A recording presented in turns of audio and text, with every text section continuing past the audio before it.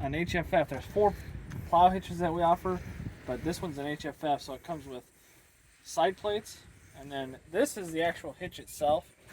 And these are just this is the manner in which it's mounted to the truck chassis. So what's different here is we have these standard mounting angles for bossed side plates. These side plates are bossed out away from the frame. We have another style of mounting, which are the formed side plates, and they mount directly to the frame typically, and with no bosses.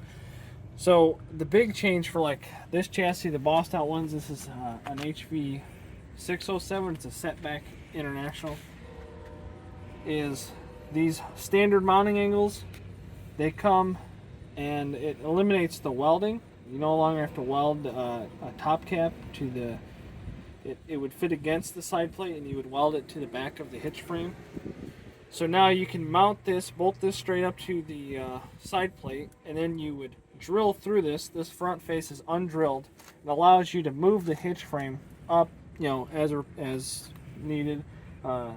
You would drill these, transfer these mounting holes that come in the frame to the front face of the mounting nails on both sides, and you just bolt it up.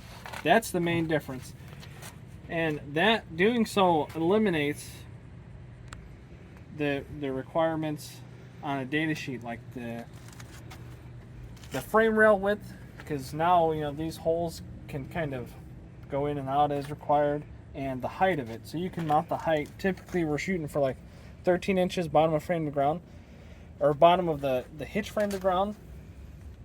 Now you can, our standard installation is to make it flush to the bottom edge here of the mounting angles, but you can raise that or lower it as required. That's really the main difference.